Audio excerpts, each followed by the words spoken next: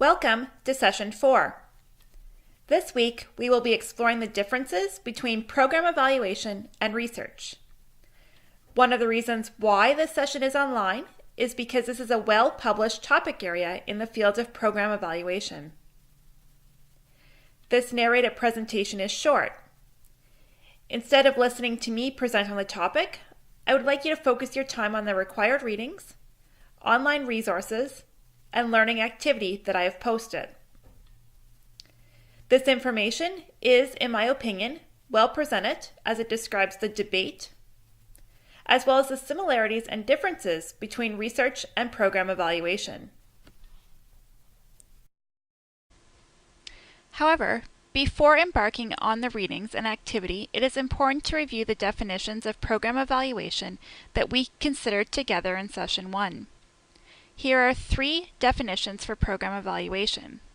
Michael Scriven defines it as the systematic investigation of the merit, worth, or significance of an object, whereas Carroll suggests that it is a systematic assessment of the operation and outcomes of a program or policy compared to a set of explicit or implicit standards as a means of contributing to the improvement of a program or policy. Whereas Michael Patton suggests that program evaluation is a systematic collection of information about the activities, characteristics, and outcomes of programs to make judgments about the program, improve program effectiveness, and/or inform decisions about future programming. Throughout all 3 of these definitions, we get the sense that evaluation is systematic, which means it's planned, disciplined, and objective.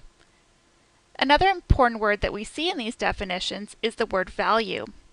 And unlike research, as you'll discover in the required readings for this week, program evaluation cannot be done without judgments of value. When we talk about value, we want to think about how good is good enough when we are evaluating programs.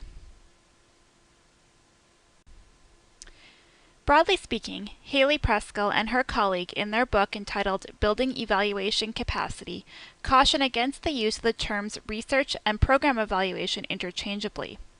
I will leave it up to you as to whether or not you agree. However, as Preskill points out, and as is reiterated in the readings for this week, research and evaluation have different purposes, respond to different audiences' information needs, pose different kinds of questions, communicate findings in different ways, and have different expectations regarding the use of results. And while you may not fully agree, research and evaluation are very similar as they both use systematic methods. However, their intent and purposes differ.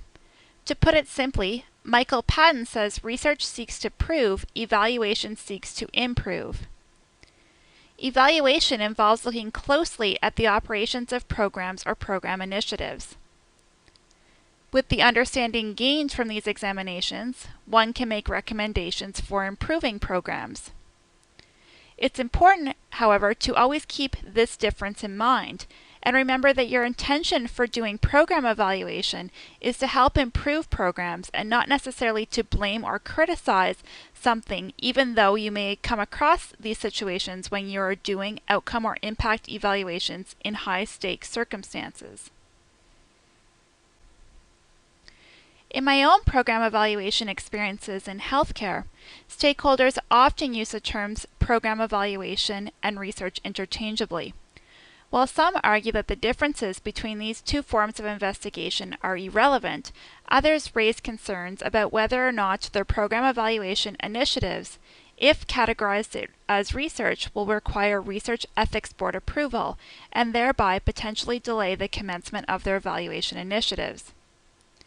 Usually, through some conversations and education, the stakeholders and I are better able to understand how research and evaluation, although they share data collection and analysis techniques, each have unique characteristics, especially in regards to how data are used. I also stress that program evaluation is geared primarily towards program improvement and quality assurance. I also note that the Canadian Tri-Council Policy Statement on Ethical Conduct for Research Involving Humans, a policy that all Research Ethics Board in Canada must adhere to, acknowledges the difference between research and program evaluation activities, and that when used exclusively for assessment, management, improvement purposes, it does not constitute research, and it does not fall within the scope of needing Research Ethics Board review. I encourage you to check out this section of the Tri-Council statement in order to further understand the differences between program evaluation and research from an ethics point of view. To further understand the differences between program evaluation and research, I would also encourage you to check out the blog post that I have posted on Brightspace. Complete the learning activity for this week. Although this learning activity will not be graded, it will help to solidify your understanding of the differences and similarities between research and program evaluation. You can find all the instructions for this activity on Brightspace.